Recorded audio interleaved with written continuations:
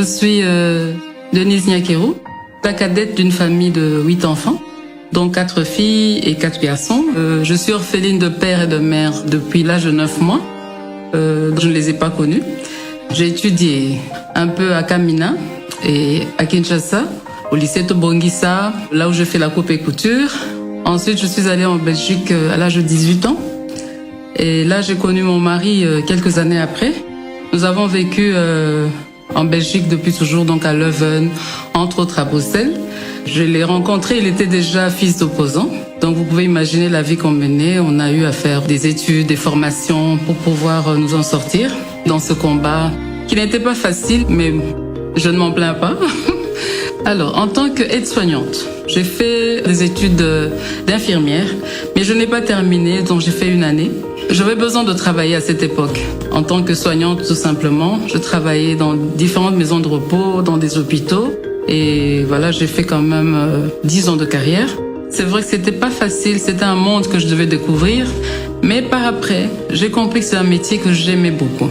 Et voilà que en 2017, quand mon mari m'a dit qu'il voulait se présenter aux élections présidentielles, j'avoue que j'ai beaucoup réfléchi. Je me suis dit, bon, est-ce qu'on va y arriver ou pas? Je ne sais pas, mais bon.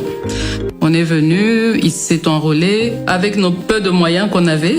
Le Seigneur était avec nous. Et là, j'ai compris que ma vie ne sera plus comme avant. Alors, durant la campagne, ce que j'ai remarqué, c'est que vraiment, il y a beaucoup d'attentes. Les gens ont besoin de changement, ont besoin de se sentir valorisés, écoutés surtout et accompagnés dans leur vie. J'étais en face des filles qui n'étaient pas préparées à avoir des enfants. Et j'ai compris qu'il y avait ce problème-là d'encadrement. J'ai vu des enfants qui ne vont pas à l'école, dont les parents, plutôt les mamans, parce que j'ai pas eu à discuter beaucoup avec les hommes, qui me disent que les enfants ne savent pas aller à l'école. C'est des enfants qui sont abandonnés à eux-mêmes. Lorsque je voyais d'autres personnes qui étaient vraiment, qui n'y croyaient plus, qui se disaient que voilà, vous êtes là tout simplement parce que vous voulez qu'on vote pour vous et vous allez nous oublier, vous n'allez rien faire pour nous. C'est qu'il y a des personnes qui ont tellement des blessures, des douleurs ou qui sont désespérées. Vraiment remettre un sourire ou leur donner un peu de chaleur au cœur n'est pas facile. Croyez-moi, c'est pas facile. Et c'est face à cette souffrance que je me suis dit, si on gagne ces élections, et même si on les gagnait pas, je pouvais faire quelque chose, venir en aide aux personnes désespérées, en particulier les femmes. À titre illustratif, un enfant sur 10 meurt avant d'atteindre l'âge de 5 ans. Le saviez-vous? Le mariage précoce avant 18 ans. 43% des femmes âgées de 25 et 49 ans ont déclaré en être victimes. Le saviez-vous? Seulement 3 femmes sur 10 ont accès au marché du travail et majoritairement dans l'informel. Le saviez-vous? 4 filles sur 10 vont à l'école et que seulement 50% d'entre elles ont la chance de terminer le cycle primaire. Le savez-vous? Cette fatalité doit s'arrêter. Je n'ai guère la prétention de tout faire, de tout changer dans ce pays. D'ailleurs, soyez sûrs, je ne saurais y arriver. À chacun son rôle, mais en revanche, j'ai la prétention de m'exprimer, de m'élever en porte-voix et faire savoir à qui veut entendre les situations réelles de mon peuple, de mon pays. Non, je ne resterai pas inerte, ni silencieuse. Je fais le choix, pas simplement de m'exprimer, mais aussi et surtout d'agir. C'est pourquoi je lance aujourd'hui le mouvement Plus Forte.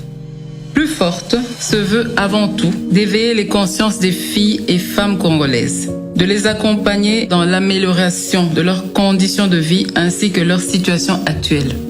Ce mouvement repose sur 4 piliers. L'éducation. La génération 2030 est celle d'adolescence d'aujourd'hui. Pour ce faire, je crois qu'il nous faut plus d'investissement dans leur éducation en vue de prévenir le mariage et les grossesses précoces. Nous aurons les femmes plus fortes en 2030 si nous investissons aujourd'hui dans l'éducation de nos filles. La santé. En tant que prestataire de santé et mère, je n'aimerais pas voir une femme mourir en donnant la vie pour des causes qui sont évitables.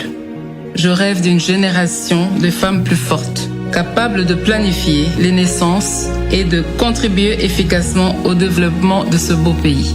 Je voudrais contribuer à soulager les souffrances des drépanocytaires à travers une bonne prise en charge. Les violences basées sur le genre. Nous avons l'obligation de restaurer la dignité des femmes congolaises en vue de leur pleine participation à la consolidation de la paix et la reconstruction de la nation. Un système de protection sociale devrait permettre d'assurer la prévention et une prise en charge des victimes. Le développement des centres d'accompagnement des femmes et des filles victimes devait être une de nos priorités. L'autonomisation. Quand une femme est autonome, c'est toute la société qui en bénéficie.